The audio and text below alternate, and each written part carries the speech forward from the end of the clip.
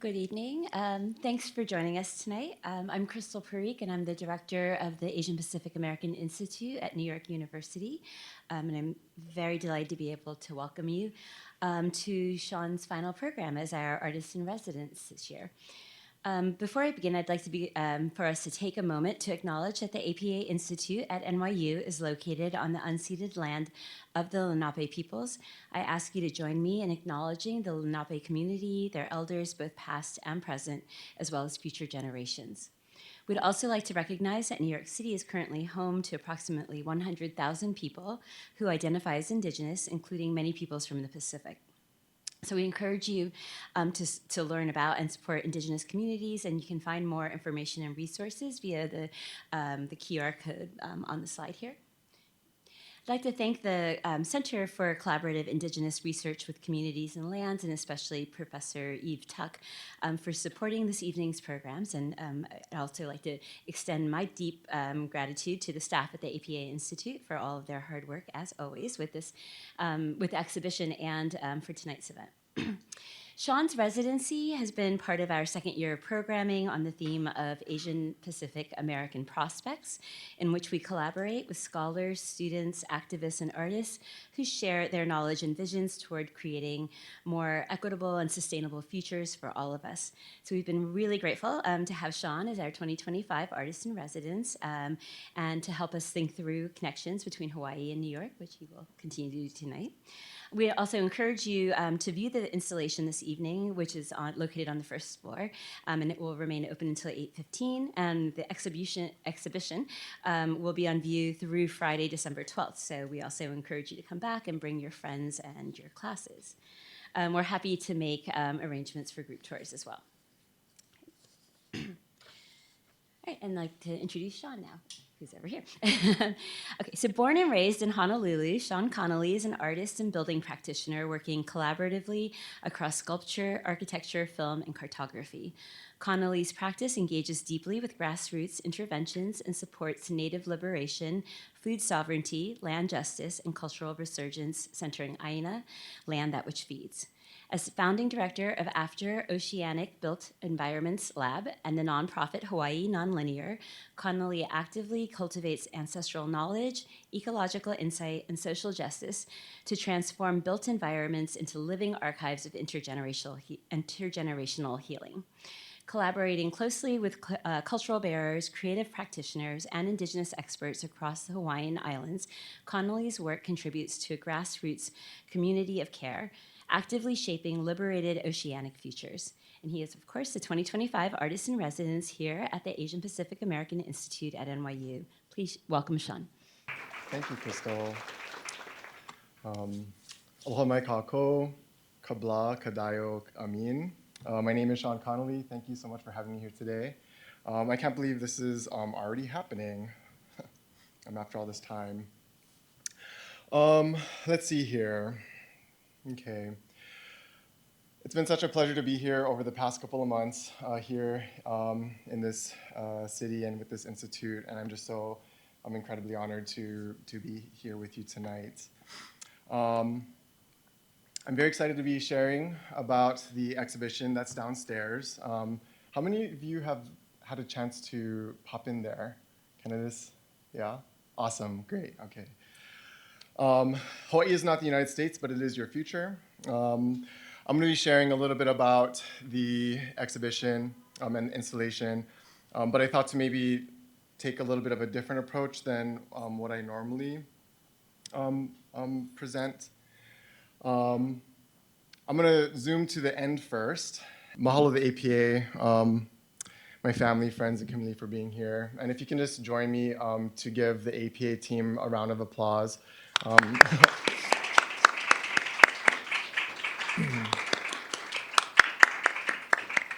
Crystal, Laura, Amita, Adimin, and all the staff and everybody. It's been an incredible time together. I know you've all done so much incredible work for the Asian Pacific American community, and especially for Hawaii. And it's been, an interesting experience over not just the past 6 or 8 months, but the past 12 years, seeing just how much consciousness around Hawaii as grown here in places like New York. Just kind of a recap of some of the residency highlights I thought to share. So the residency kicked off in April. I immediately had my first engagement, which was a presentation at BARD, Center for Human Rights in the Arts, and that was titled Expert Witness Geomancer Mystic. I keep moving away from the mic. That was followed by our first public event, which was titled Free Hawaii, Free Palestine. The timing kind of blew my mind because at the same time, I also have video that was included as part of the opening of the Oceanic wing at the Met. And so that was really, really great. And then I went back home for the summertime to work on my consulting practice, my social practice after Oceanic, as well as my nonprofit, Hawaii Nonlinear. Over the course of the summer, I worked on some writing reflections and then really got into the process of designing and fabricating the installation downstairs.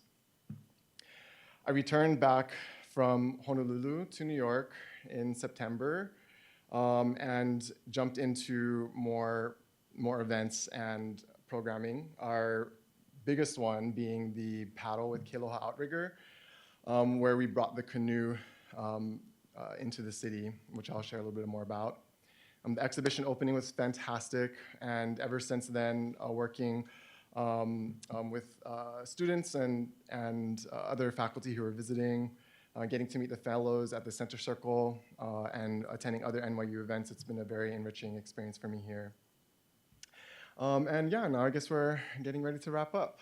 We had last month a Kava circle with Albert Rafiti, and I just completed my interview with Professor Kehaulani Kawanui, and those will be posted online soon. Normally when I'm doing these presentations, I really kind of foreground history and advocating for history, but for this I thought maybe I would try and take a little bit more of a personal approach, which is that if I go back in time to 2012, I was just here in this area when I had graduated from college in 2009 from Honolulu to New York, and lived just a couple blocks from here. I found a deal to live on Mercer and Waverly for just a couple $100s a month if I were to like watch the dog and whatnot. Anyway, and so you know, one of the things that strikes me is the sort of looking back in time and finding continuity in life.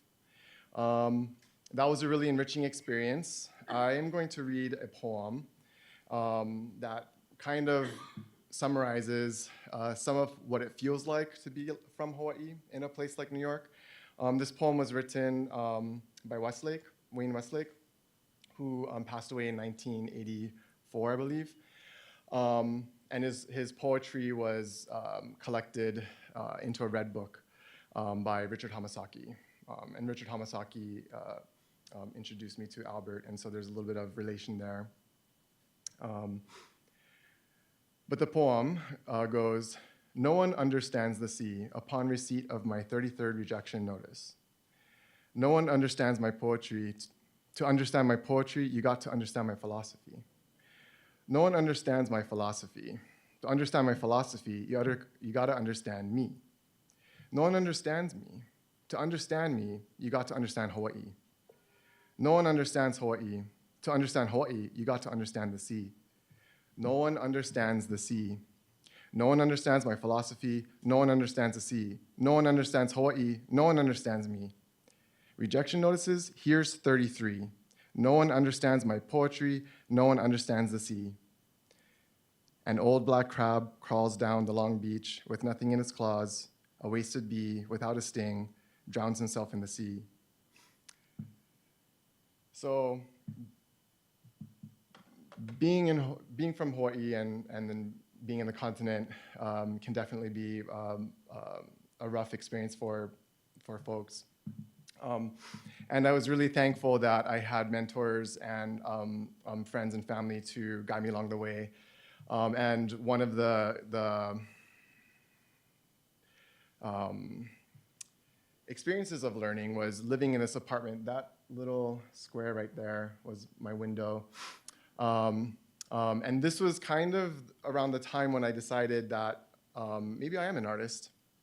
Trisha Lagasso Goldberg, my mentor, or one of my mentors, sent me on an art journey. I went to see Walter de Maria's Earth Room just down the street. And then also started learning about different artists, because my background is architecture. And at this point in 2012, I had been studying architecture and working in architecture offices for about 10 years. And here I learned about the artist Ana Mendieta, who had been murdered just down the street from this block. And so thinking about all of these different types of references between 2012 and then passing some time to 2015, where I first engaged with NYU. How Are Land Use and Time Systems Humans Design was the title of a presentation I gave in 2015 for the Global Asia Pacific Art Exchange that was hosted by the APA between New York, Honolulu, and Tokyo. And I actually gave this presentation via Skype and had presented the first kind of artworks that I had done at that time. A small area of land, which is coupled with some field research looking at the underground stormwater drainage systems in Hawaii, as well as thinking through like the concepts of the built environment and how art and architecture were entry points into that. These are just some images from that slide presentation, which I had was lucky to find that file. In 2015, having finished my very first sculpture, A Small Area of Land, as well as other mapping projects, looking at the island of Oahu, as well as mapping traditional Hawaiian land divisions called ahupa'a, and looking through different ways to diagram those to make them more accessible in concept for, let's say, modern planning and design. I was also doing some, this is 2010, 2015 era. Also learning how to use GIS to calculate potential, land back, buyout, what would be the value of land along streams and coastlines and within forests that could either be acquired and given back, or the different legal tools, whether it's goes from something like land back to like a buyout. And that value just for the island of Oahu is about $85 billion. And so in terms of continuity, zooming forward a decade, I was incredibly pleased when I was offered this opportunity to return to New York with the APA and be here in residence. With that said, I want to share some of the texts that we collaborated with, and I'm indebted to Central Circle and the APA for helping to find the vocabulary around situating the title, Hawaii is not the United States, but it is your future. That being the apartment I lived in 2012. And then my residence here over the past 2 semesters with faculty and housing. As Haunanike Trask reminds us, struggle is political. It must operate at every scale of occupation, local, state, and federal. The title, Hawaii is not the United States, but it is your future, calls on people across the continental United States to deepen awareness of Hawaii and Pacific histories. It invites learning, witnessing, and following precedent from Hawaii's knowledge and experience around its continuing struggle and ongoing resurgence. It also calls back to Hawaii to consider responsibilities to sovereignty and return, and to the liberation, healing, and survivance of peoples across Turtle Island. In New York, across Lenapehoking, this means sustained attention and solidarity from Hawaii in affirming and supporting Lenape return to Lenapehoking, and the reactivation and everyday exercise of inherent sovereignty. That includes land access, governance, language, revival, and culture stewardship. since these conditions make liberation, healing, and cultural continuance possible in the first place. The exhibition title also reflects my own continued learning as an artist living between Hawaii and the continent over time. It recognizes the struggle and occupation of Hawaii by the United States and acknowledges the evolving privilege held by many in Hawaii and in the diaspora who stand on the platforms built by artists, scholars, and cultural practitioners of the 1960s to the 1990s and present. It asks the people of Hawaii to sustain awareness and extend advocacy, not just for Hawaii, but for other native, diasporic, displaced, or marginalized communities across the United States, working together towards self-determination and liberation. We must ensure that the learning and advancement towards aspired futures occurring in Hawaii can extend across continents. Neither Hawaii nor the United States are monoliths. We can ask how Hawaii's long arc of resurgence can be in relation with Lenape and other indigenous communities committed to the return and reactivation of inherent sovereignty and the authority of indigenous knowledge and ecologies. How might mutual liberation of Hawaii and Turtle Island, grounded in truth-telling, good relationship, and return to place, help share futures for indigenous, diasporic, and Asian Pacific American communities committed to justice, continuance, and self-determination? I always feel dizzy when I read that. I'm not a landowner, but I do my best. And this map, I found this link when I was looking up land back for New York University. And if you type in NYU land ownership, there's this little map that you can click on that shows you the land values and other tax information. And so here highlighted are the properties, the occupied properties, places of dispossession that this one here, this big one, the biggest property is Washington Square Village, where I currently reside. The next largest property is the Silver Towers, and then this property here, 20 Cooper Square, and their land values. And I feel that the people in this building, the leadership that's happening here in this structure, I have a very optimistic feeling for the future of New York. Let's see. Is this the right one? There we go.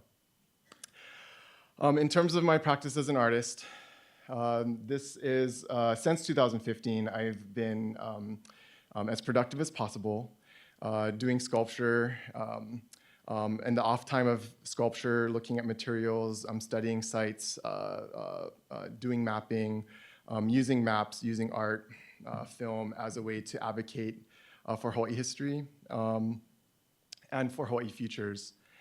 For me, to situate myself, I am an Ilocano, Pacific Islander American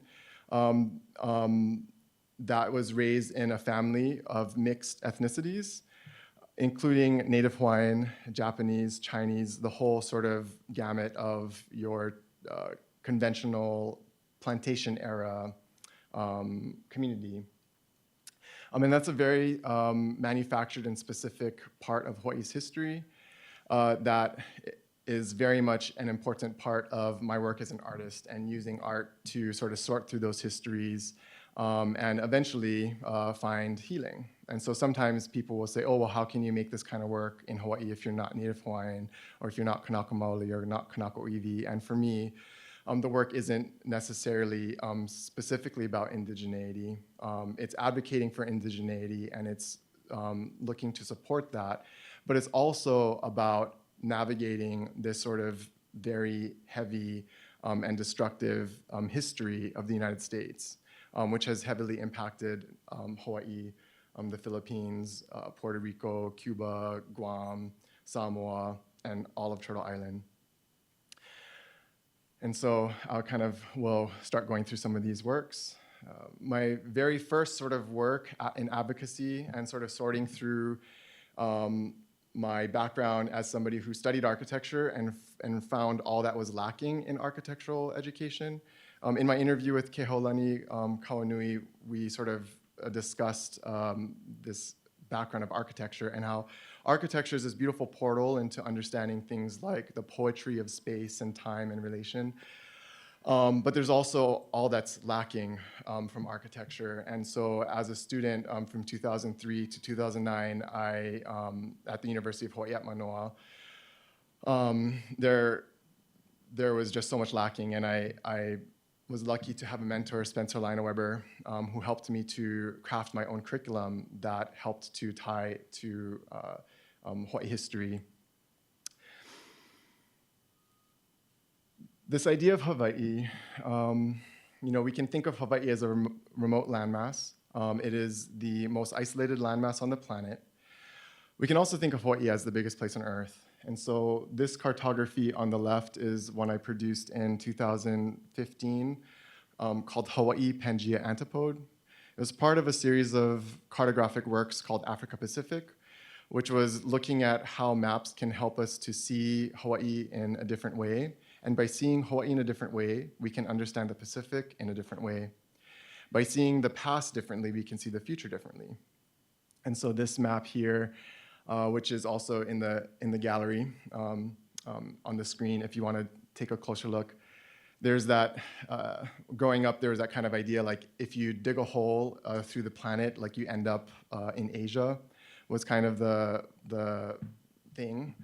And however appropriate or inappropriate that was, I was like, well, what happens if you actually do that?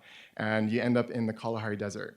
And so I was really inspired by what that mapping revealed because of the sort of embedded poetry of scale that's in our planet.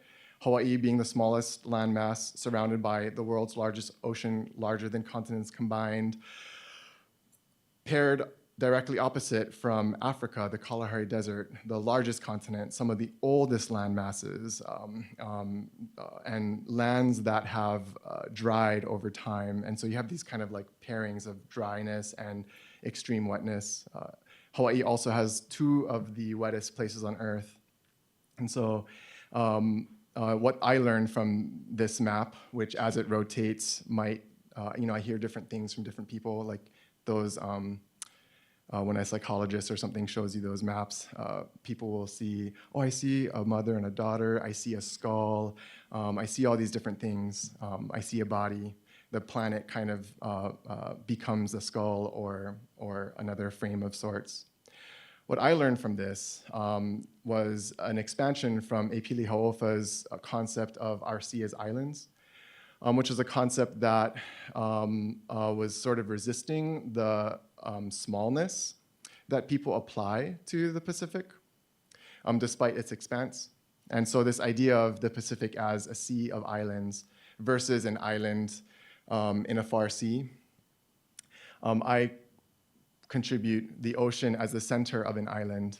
And so on the right-hand side, on the top is a map of Oahu. Oahu is divided into 6 moku. And when you take those moku and rotate it, as I do in the second map below, the ocean becomes the center of that island because the ocean doesn't separate an island, it connects the island. So one of the great things about being an artist, a visual artist, is that then I have the skill set to visualize things. And so for a good period of maybe 7 years, I was just kind of like obsessed with mapping and trying to find ways to visualize systems like the moku and ahupa'a. The thing about maps is that, when we think about a map as a 2D thing on paper, there was a period of time when maps weren't written, there wasn't paper to write the map on, and so maps were performed, maps were sung, they were danced, they were experienced in relation to an environment. And so how do you capture that in a map? That's kind of how I became a filmmaker, or making these kind of like video graphics. And this is from just sort of like back end looking at a 3D model of Oahu, the island of Oahu, as it might be organized here. Traditionally, the native system of land organization, Hawaii, is the island, is then divided into a moku, which is then organized into ahupa'a, which are then organized into smaller units called ili.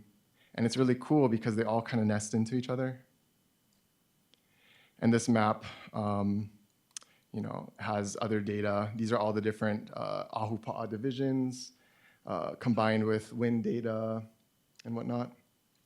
And so I'm kind of just like clunking around this, but this is just kind of like some of the back end where I'll use these kinds of interfaces to then create a video or rendering or whatnot. To the right is the diagram of the ahupa'a adapted from Marilyn Kahalewai, who created that map in the 1970s, and that was sort of like the quintessential mapping of an ahupa'a.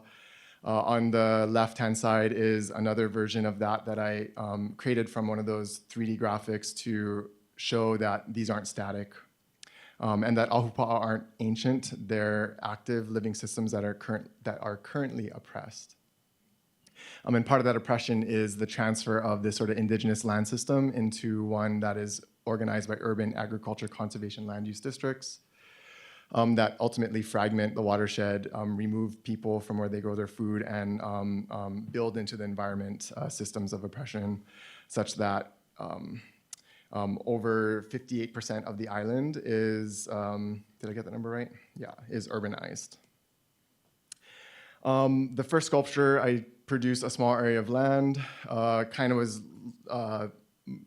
because I produced the website first from 2010 to 2012, and I remember feeling like the graphics, the maps, the website isn't enough. There needs to be something more to investigate our relationship to land.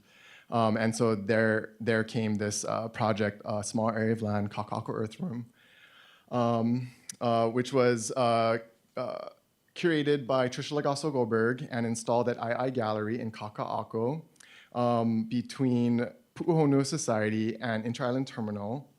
I'll just kind of read a clip here from what art historian Aaron Kasman wrote about this piece, which kind of summarizes a lot of my other work. I won't read the whole thing. It says, titled A Small Area of Land, the work was composed of volcanic soil and coral sand, deemed by Connelly as two of Hawaii's most politically charged materials and highly valued commodities, sourced from various locations of the island of Oahu. Connelly allowed his sculpture to slowly erode in the gallery over the course of the installation, a non-gesture toward might seem to be an uncontrollable disintegration. A small area of land adds a divergent dimension to Euro-American art movements, pushing back against the rigidity and firmness of minimalism and the grand impositions of land art that initially inspired him.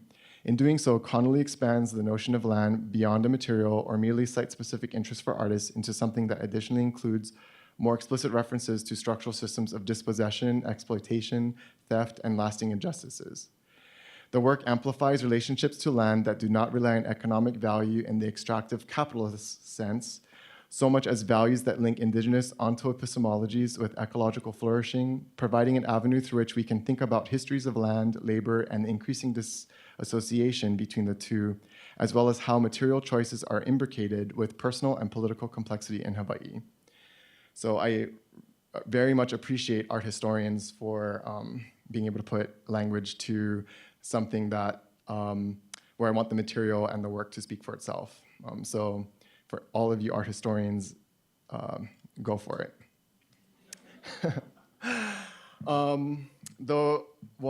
Let's see. I'm just going to kind of go through some. Basically, the sculpture kind of functioned as a monolith, but also as a compass, dictating a certain point in Hawaii history, where land was privatized. And I wanted to give a shout out to my mentor, Trisha Lagasso Goldberg, who's Filipino from Hawaii, also Ilocano. And this is Trisha discussing the work of her mentor, Carlos Villa, at the exhibition. The first retrospective for a Filipino American was curated by Trisha Lagasso Goldberg. And so I'm very proud to sort of be mentored by somebody who was mentored by such an incredible artist. This is Trisha talking about a timeline, looking at the sort of history of colonialism and dispossession. And in this image, it's kind of a triggering image, but it's a cartoon. And here in the front row, the subject's being sort of reprimanded on on their sashes say Philippines, Hawaii, Puerto Rico, Cuba, and in the background is an indigenous Native American with a book upside down, and then anyway, the complexities of our history and the harm of racism that the U.S. has brought down upon the Pacific is just immense. To the point where the Hawaiian Kingdom, over the period of 1887 to 1898, is overthrown and annexed. And now today, Hawaii is one of the most militarized places on the planet. These two are videos. I have the sound off. One is an alternative music video.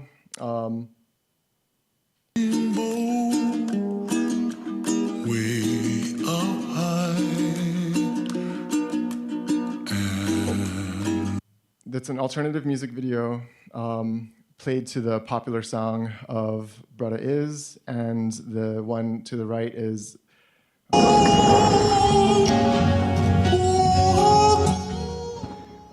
a alternative karaoke video about our currently bombed and militarized location on the Big Island called Pohakuloa. And so that site is still actively being bombed. That's to say that systemic racism is physically embedded in the places we live. This is the island of Oahu, a map of Oahu from 1906 to 1921. Looking at the sort of military footprint that was first created there, and images of Waikiki before and after the Alawai Canal was dredged. And these are very serious histories that are, not really paid attention to in the political environment of like the municipal and state environment in terms of how land is controlled. But land use in Hawaii today reflects the way it was militarized. And so training areas are often adjacent to agriculture lands, and military bases are adjacent to urban areas. And life expectancy data in Hawaii, people who live adjacent to training areas or on agriculture lands tend to have a life expectancy 10 years lower than those living in urban areas. And so there are real metrics in place. I won't really talk about this one, but I do have a project that is looking at some of the revitalization of our deepest urban core. A lot of the work to recover land or aina, that which feeds in Hawaii, is focused on rural areas or agriculture areas. And so this project, Alawai Centennial, is focused on a particular urban area and looking at recovering fish ponds and taro fields there. The sort of three words that I've kind of organized my practice around, where as an artist would produce like a painting or a map, I created these kind of terms. U.S. urbanism. I didn't invent the term urbanism, but just kind of like coming up with these terms that I can use. U.S. urbanism, the daily life of the built environment of the United States. A concept, agro-militarization, which is a combination of the words agriculture, militarism. Militarism is a word by Teresia Tewa to describe the military and tourism in Hawaii. These kind of combined all the components that fuel the occupation of the United States, whereas U.S. urbanism is both the process and outcome. And then the antidote to all that, ahupa'a recovery. Other phrases that you might hear, ahupa'a reclamation or restoration, but I landed on the term recovery. After reading through Linda Tuhibai-Smith's 25 projects and additional projects, I was attracted to the idea of recovery, the ecology of regaining possession of land, water, and other resources that have been lost, stolen, erased, corrupted, or even destroyed. And so these are decolonizing methodologies was one of my earlier references in college. And then the two next to it, Ho'opono by Manulani Meyer, which was published this year, as well as Prentice Hemphill's What It Takes to Heal, kind of look at the other one that I don't have up here is Heoli Osario's Remembering Our Intimacies, the kind of like evolution of the sort of reclamation and solidarity movements towards healing. The bearers of healing are Aina organizations in Hawaii. These are groups dedicated to the recovery of land. This is a map of those groups indexed over the past half century that I produced in collaboration with Don Mahi at Consuelo Foundation. And through that, we've been sort of generating metrics around the growth of these organizations. And I actually put the wrong image here, but here in blue is the change over time. And so every now and then there are these moments where there's like a spike in the formation of these organizations dedicated to Aina recovery. And those tend to align with political and other social justice movements, like the recovery of the Hokulea, Haunani K. Trask's speech in 1993, as well as the Mauna Kea movement. So these spikes kind of align with these important moments in history that become evidence and metrics for demonstrating the efficacy of protests and social justice movements on the ground.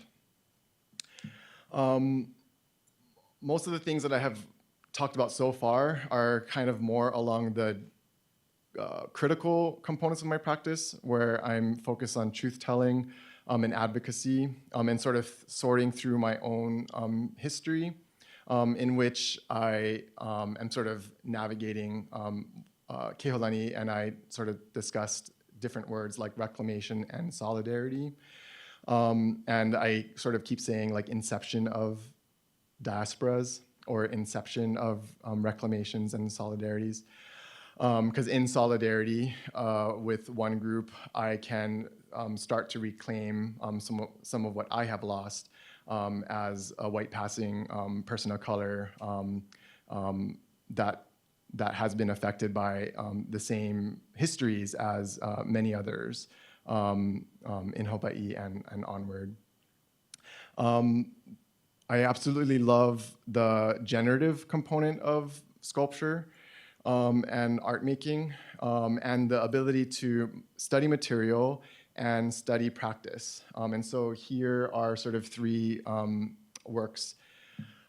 Thatch Assembly with Rocks from 2017, 16 Cube Truss from 2021, and then Halepi'o in 2024, which kind of tracks my utility of art making as a way to advance architecture, because the conundrum is that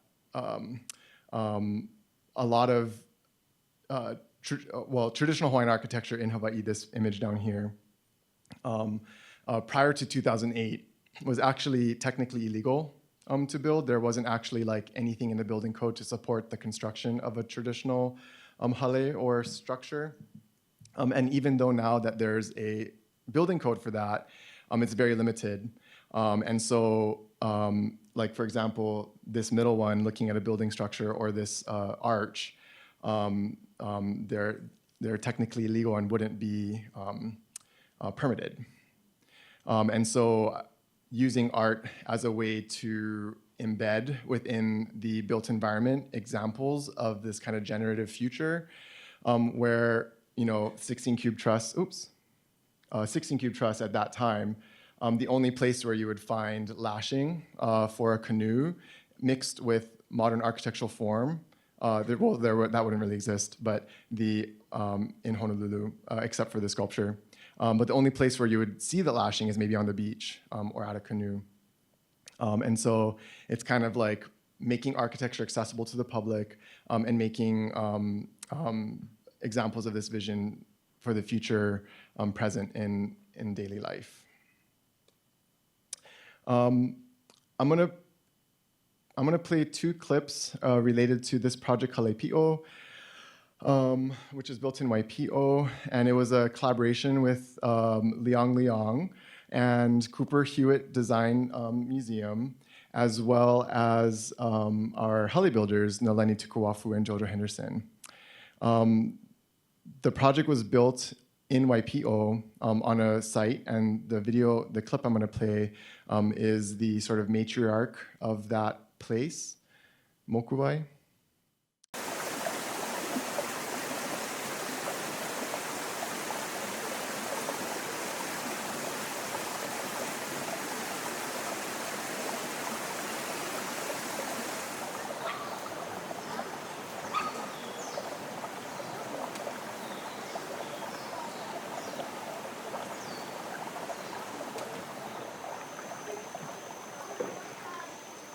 For us to make this available for the future generation and help them to realize who they are and the potential that they are within themselves as natives.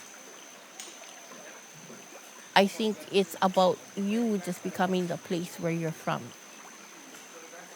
You create that space for yourself. So if some of our kids I know who are moving away and going to the mainland, because they don't feel that connection at home anymore because they don't have their own space, that they can still make their own space where they're at. They can still bring the Hawaii home with them. Yeah, create that space because when they're ready, the space that they've created here at home will always be here for them to come back to. We are still doing the same thing over and over again. I can still take her in the river and show her how to catch a fish from the same river that I caught a fish, the same river that I taught my daughter how to catch a fish, the same river that my mom and my dad and my grandparents showed me how to fish. And I think that's a wonderful thing to be able to continue to do. I know in all native areas that no matter what, they can come back home and be able to come home without having to worry about it not being there anymore. We gotta continue to keep that alive.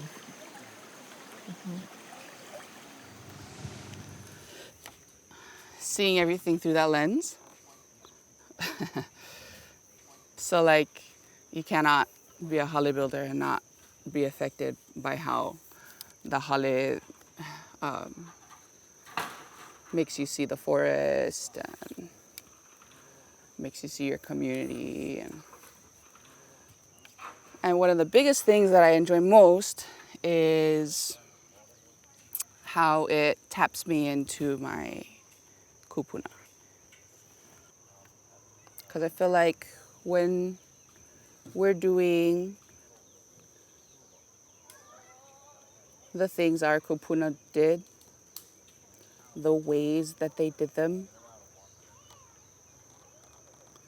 we're spending quality time with them.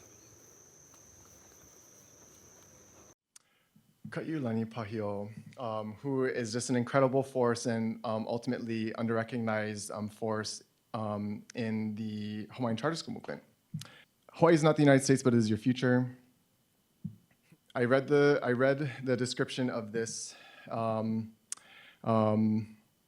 earlier, and the window graphic here references the Hawaiian Heritage Bracelet, which presents this as an inheritance to the city.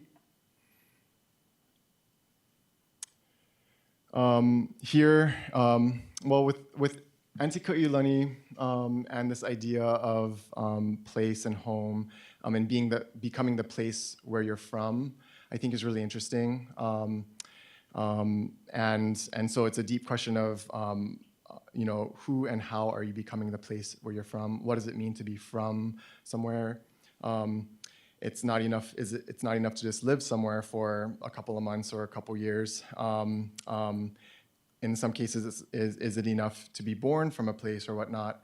All of that stuff, listening to the older generations talk about sorting that at a certain point, being like, you just got to get down and into the ground and do your best to contribute. These are images from another Aina organization, Hui Ho'ole Maluo, who's been recovering the fish pond and the kalo on their small site. Let's see. I wanted to call attention to the wall map. So the sculpture downstairs, compared to the work that I shared earlier, where it's more architectural in scale and focused on material systems and building systems. For this sculpture, I wanted to create something that was more poetic, and so the poem at the root of the work is he va'a he moku he va'a. Moku being island and va'a being canoe. The island is the canoe is an island. And so there's kind of like a metaphor wrapped up into that.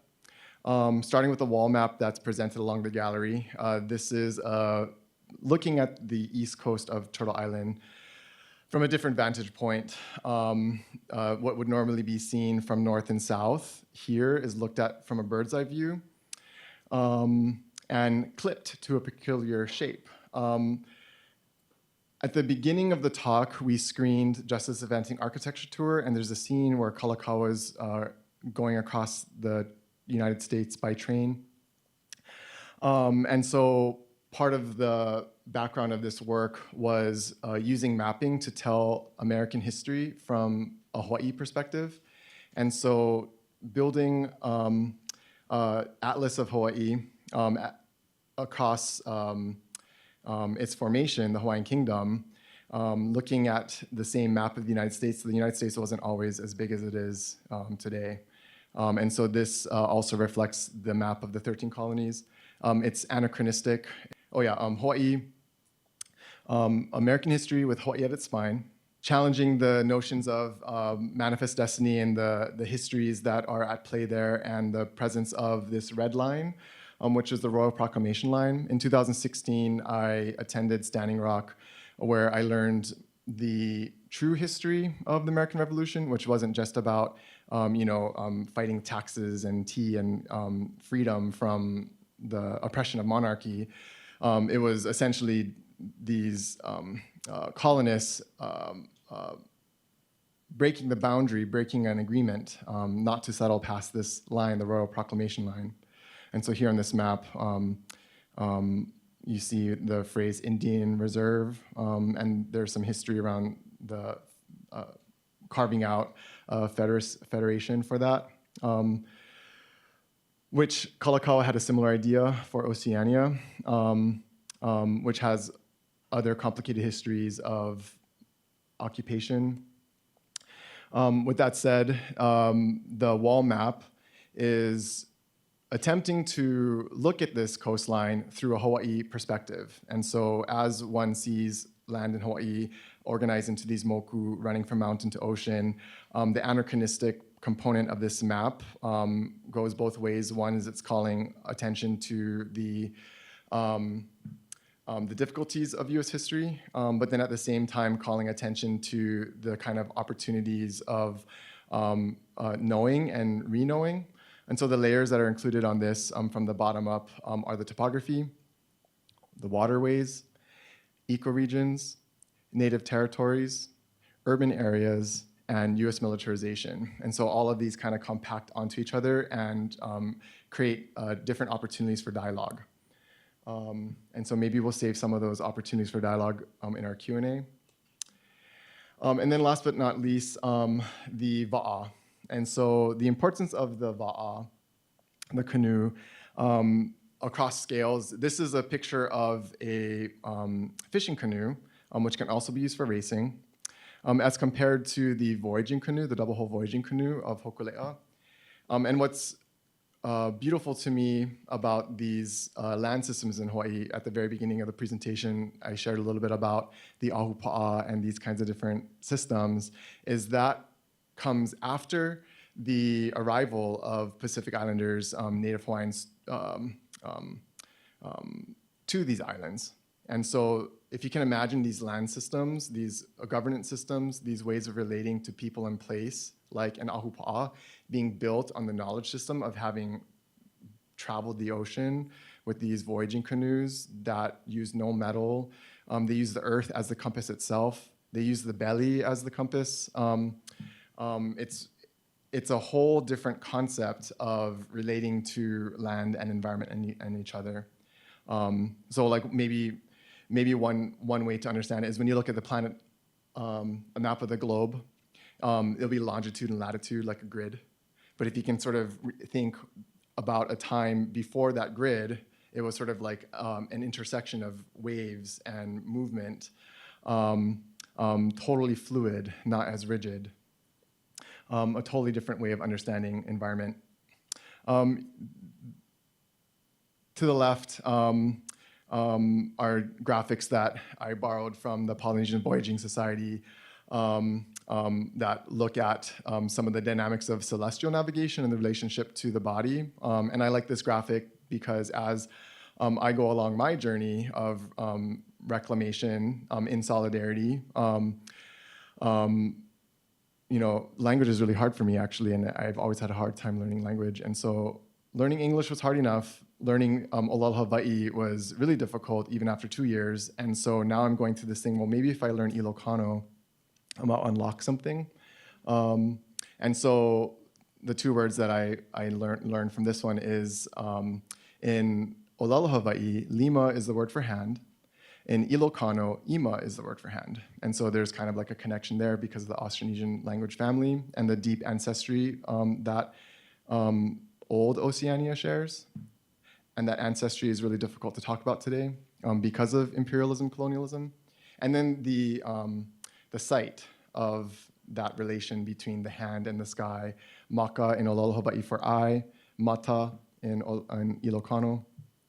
And just the evidence for this deep connection across Oceania beyond language, also canoe plants, food culture, material culture.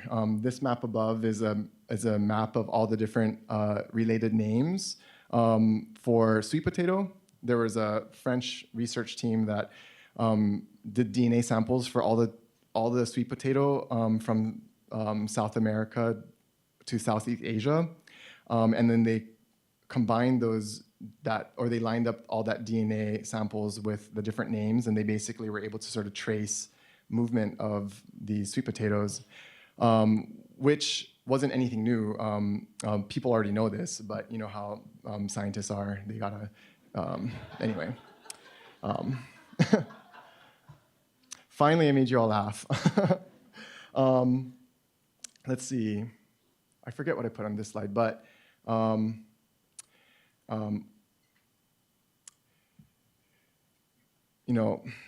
so my version of the map in sort of reimagining some of these, this is just a preview of the map that's at the Met, an alternative mapping of Oceania, which is normally seen as a flat surface of empty space. This instead looks at Oceania as the globe transposed onto a sphere. The sphere as a hemisphere rotates and becomes the Pacific.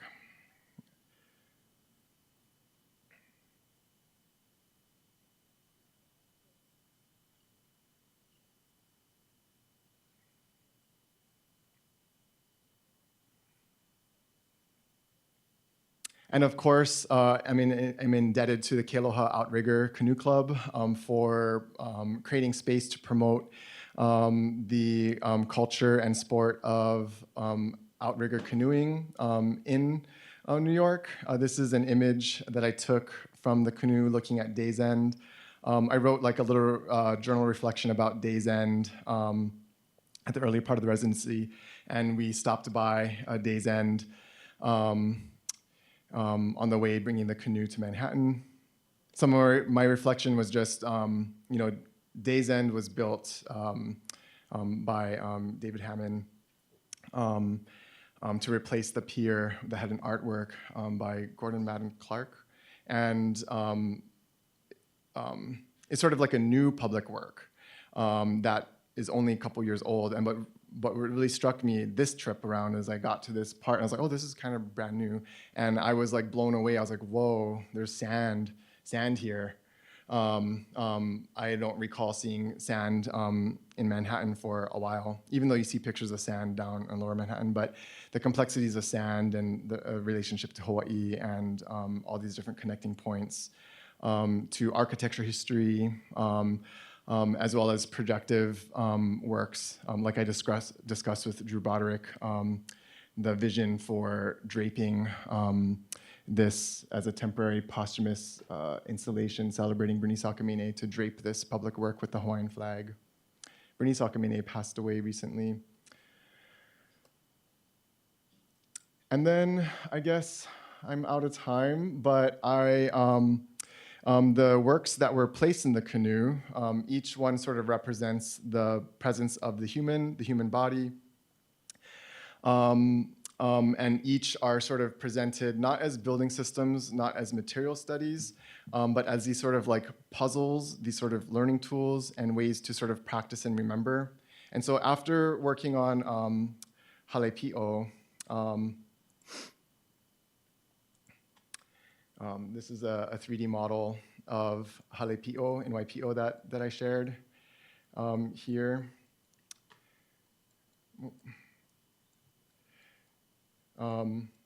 Which I have been studying like Hale building canoe making for about 8 years now, and learning from in this particular instance, looking at the type of lashing that Naleni Tukuwafu offered to help us learn, and then figuring that out in the 3D model, and then enacting it in real life.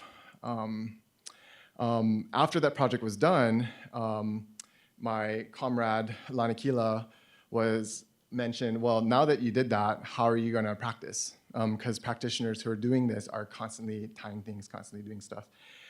And so the design for this work kind of overlapped in timeline some of the other work I was doing. And so I was sort of thinking of these as kind of like adult building blocks and learning tools for me or other practitioners to kind of have fun building and figuring out, practicing different lashings.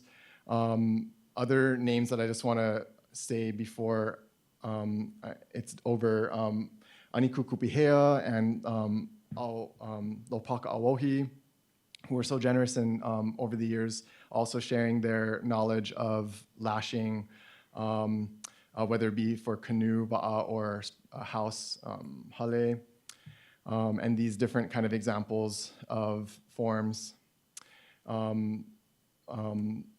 that were made so that the process of practice can be remembered and that fun can be had in the process. Fun is important, play is important, joy is important, and so the name of this canoe was dedicated to the outcome of healing, the outcome of concepts like ho'opono or reclamation and recovery. I asked Ha'alilio Solomon, a linguist and friend, what could be the term in Olelo Hawaii to name the state of being after healing is achieved, and the word that was presented was kanaho. It's sort of like a sigh of relief after danger has been surpassed. And I guess wrapping up in terms of future directions, because of the work of the APA and because of your presence here, having been somebody who has had like this long distance relationship with New York over the past 18 years, I can bear witness to the evolution of awareness about Hawaii and the Pacific in all kinds of different contexts, in the arts, in the academics.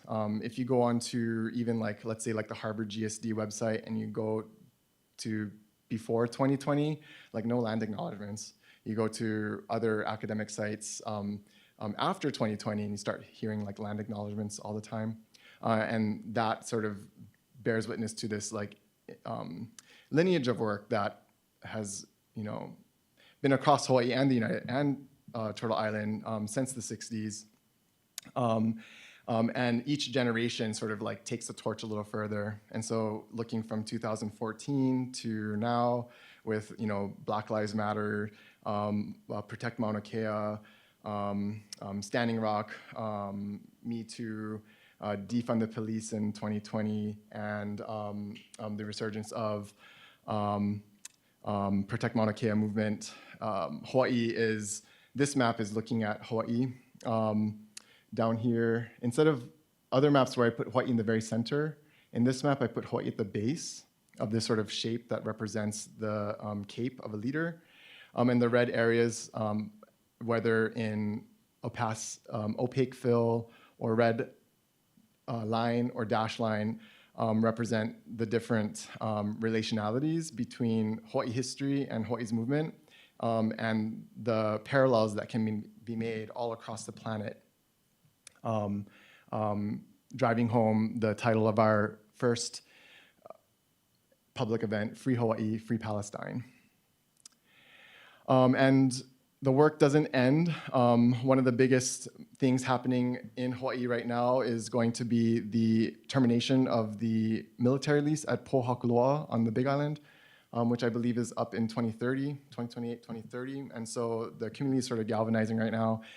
So everybody should pay attention to what's happening in Hawaii and should stay aware with how the US military operates in places like the Hawaiian Islands and how stopping that or operation in Hawaii is very tricky because then it just gets pushed elsewhere.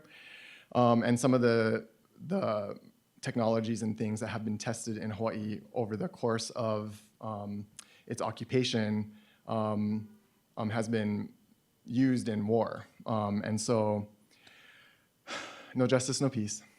Thank you so much. Thank you. That was so illuminating, and we do have time for questions. I am going to take my prerogative and start us off with one, but then we will be passing the mic around and take maybe a few questions at once, and then let Sean have a chance to answer. I have a lot of notes here. I hadn't actually had the opportunity to see the presentation before, but learned so much.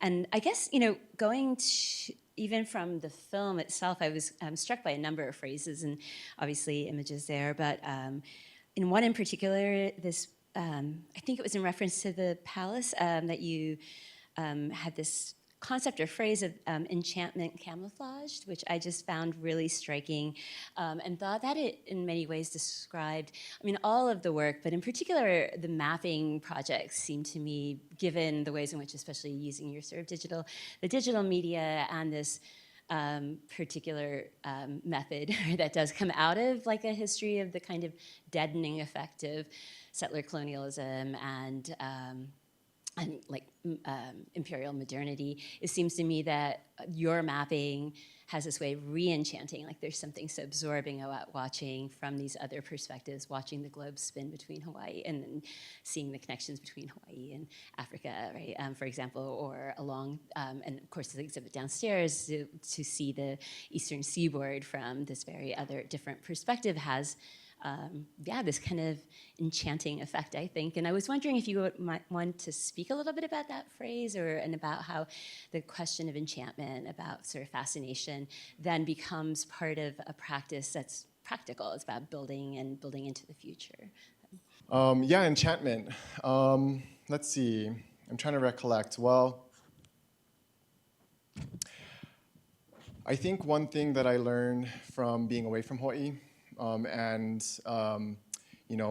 what I bawled my eyes out at the opening when I started talking about homesickness is that feeling of appreciation.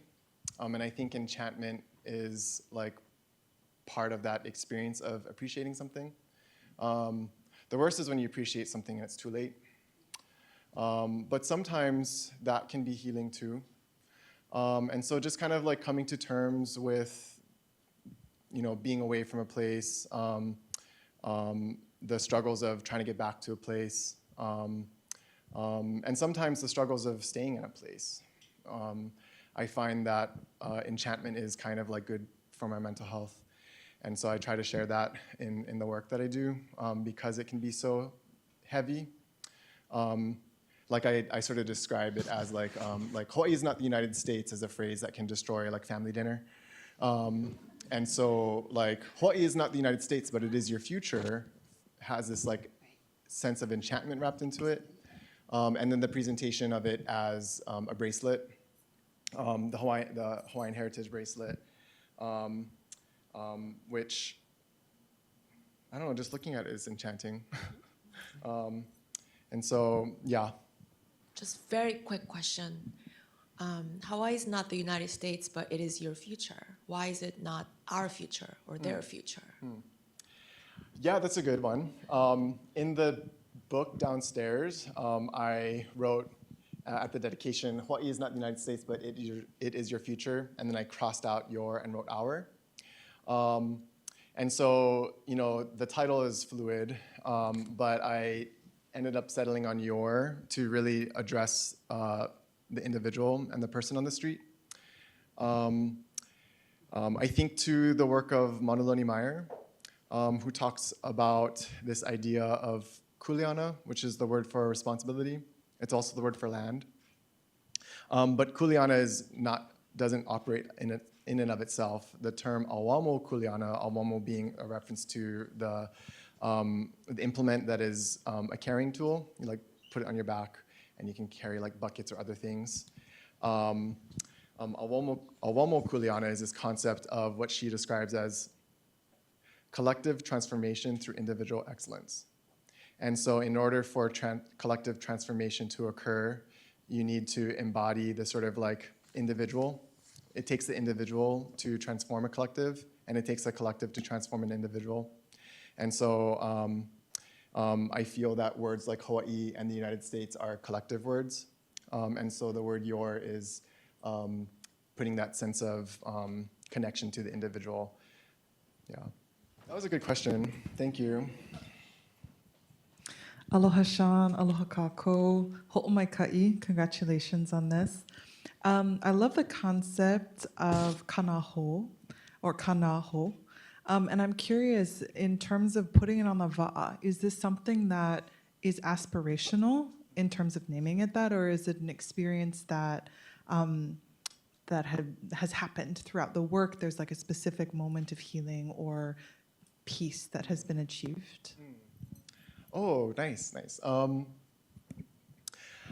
Well, I think, dedicating the va'a for what it represents in the poem He Va'a He Moku He Moku He Va'a. The canoe is an island, the island is a canoe. The direct metaphor for a fishing canoe is a little different, or a racing canoe is a little different than maybe a voyaging canoe, but they kind of share the same concept of working together. And so all of that, if I just give a quick little background on the va'a concept for a long-term voyage, like let's say with a voyaging canoe, a double hull canoe, where you're going to basically be out in the middle of the ocean for 30 days. And you've seen like the movies, what happens if you get stuck in the middle of the ocean, like there's no fresh water for 30 days, you need to prepare for that voyage. So there's limited amount of water, there's a limited amount of food resources, which parallels the condition of living on a small volcanic island. And so sharing resources, conserving resources is key to surviving that long-term journey. At the scale of the racing canoe, where there's very, very intense collaboration that's happening in real time, where the first seat usually sets the pace. And so the first seat sets the pace, the second sets the rhythm, and then the last steers the canoe. And so the eyes are sort of on the back of the canoe looking forward. If your responsibility is to be in seat one and you're setting the pace and you have too much of an ego and you're like, oh, I'm stronger and better than all of you, I can paddle faster than you, you'll burn everybody out. If you go too slow, you're not maximizing the potential of the crew. If you're in the middle and your responsibility is to set the rhythm, but you're not paying attention and people are, like one seat is striking while the other is gliding, the canoe is gonna be all jerking around. And then in the back, everybody in the front who can't see the steers person has to trust them with their lives because they have to know the water. And so each seat carries a very independent responsibility that at the same time is interconnected and collaborative. And so as a process, kanaho is not something that's permanent. And while I describe it as the state of being after healing is achieved, that doesn't mean that it's not a process and that it's not something that has to continue in real time. And so I felt it was appropriate to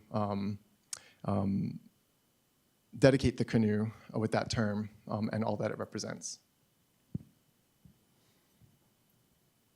And if I'm saying anything that I'm not making any sense, please ask me to clarify. Because I kind of black out when I'm answering things.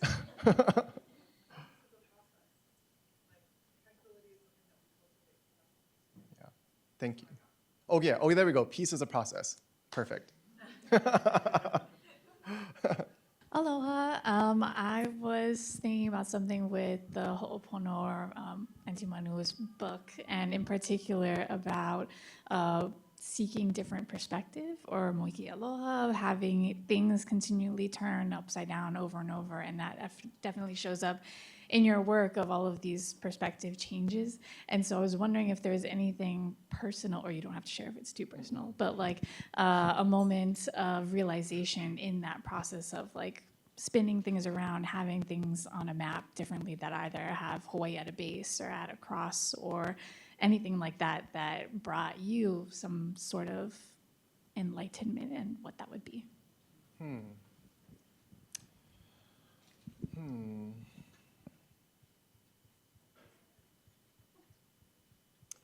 Let's see. I'm trying to think about the beyond like the practical creation of some of these. I think.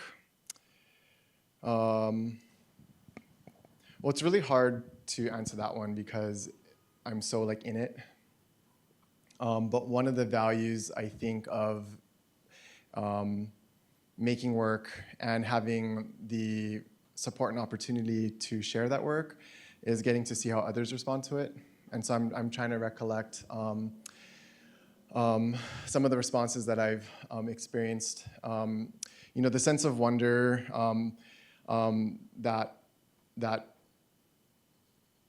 people share when they come in and see the objects in the canoe.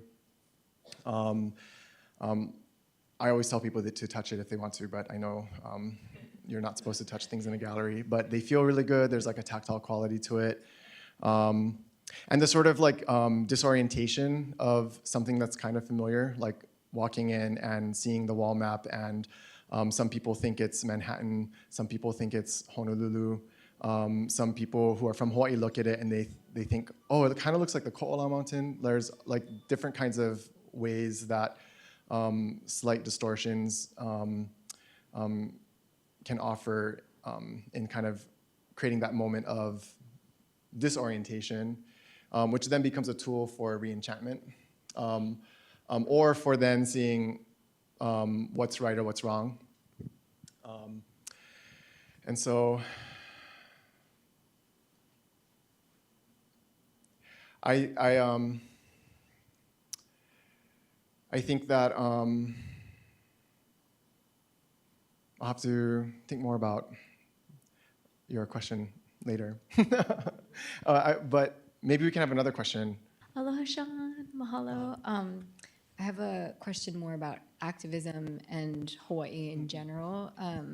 I love that you spoke about Pohakuloa, and I love seeing Hawaii represented in an accurate way, especially within the continent. So, one, are there other causes that folks on the continent should be cognizant of that are going on in Hawaii? And two, do you have maybe some general advice for people from the continent who haven't visited Hawaii and want to visit and be a pono or like a good visitor? Yeah, thanks for that. Well, I think in my mind, Pohakuloa is like a really big one, just because so much reference is put on Kaho'olawe, which is in the past, that people can forget like it's not over. That kind of just moved to the Big Island. It might not be as intense as Kaho'olawe was, but if that lease is renewed, what if there's a future where it is that as intense? Like, it would be so sad to look back, or if 20 years from now we're like, the aquifer of Mokuoikalva is cracked because of a bomb that was like deployed there. And so I think that's really, really crucial, and it's at the same time sort of, I don't want to use the term beautiful, but there's something about the beauty of how that struggle is actually the opposite of the dispossession is starting to happen, where it's galvanizing. And so I think that there's a lot of hope by watching that happen. And then seeing that happen, and then, we're supposed to be in a democratic country, and too bad we can't just all vote and be like, this is not a struggle just for Hawaii alone. Everybody in every state has a responsibility to make sure that the United States is not renewing that lease. And so I think that's one thing that others can follow. And the thing is, each island has its own issue. And so, of the 8 islands, Hawaii Island is Pohakuloa, among many things, Pohakuloa. Maui has their water rights issues and the diversion of water. Water is life, and that life is being diverted to the point where our favorite places are burning down, like Lahaina, which just happened. On Oahu, it's the most urbanized and most populated, and so the list of grievances are just. But one of the biggest ones was Red Hill, and that's being defueled after a closed-door, decades-long kind of work to make it public, and then finally finding the information needed to make it public. But that doesn't mean that it's over. And then Kauai and the, what do you call it, bioengineering, the testing of pesticides and all those kinds of chemical modifiers to food and all that, because Hawaii has a year-round growing season. And the sneakiness of, before it was really easy because you just go to landowner map and you're like, where's Monsanto? And then, well, where is it now? Because their name's different. And so the ways that the perpetrators are constantly changing themselves. The last thing I'll sort of say to that, I think, maybe is a little bit of an answer to your question too, like the reversal of things. When I first presented the title, Hawaii is not the United States, but it is your future, I was thinking primarily outward facing, because we're in a place like New York, and this is an opportunity to advocate for Hawaii, which has for so long been overlooked. Both people of Hawaii who are native indigenous to Hawaii, native indigenous to near Oceania, and then far Oceania, and the group of people very specific like me to that era of the United States where places like the Philippines were still a territory and all that kind of stuff. And so kind of like flipping the script where the United States is not a monolith, and that we also have a responsibility, I think is a key part of that, like moving the map around. I think one of the terms in a design theory framework, Albert's not here, but I know he would appreciate the design theory component of it, which, there's a concept of a dialectic, which is going in a circle from point A to B and how they inform each other. But then there's also the concept of Doppler, which is a reference to the sound and how like the sound gets louder if it's closer to you. Like the sound at the same volume sounds louder and closer depending on your relation to it. And so that's kind of like how the concept as a ring kind of goes. And I hope for a future where, it's always funny where the people who we want to visit Hawaii, the people who we want to be in Hawaii are always like, oh, I'm not going to visit. I don't feel like I could visit. Like, it's not appropriate for me to visit. And I'm like, all the people who we want here don't want to come. And then but it's still better than nothing to have that kind of awareness, right? And so I envision a sort of future where, can you imagine what would change if people said the same thing about New York?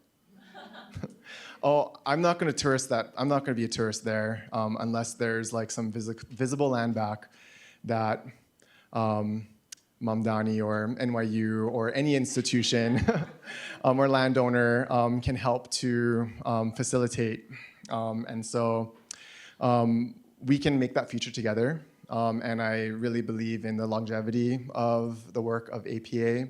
the incredible people at APA who have been here holding it down. And I'm just so thankful to have been a part of this.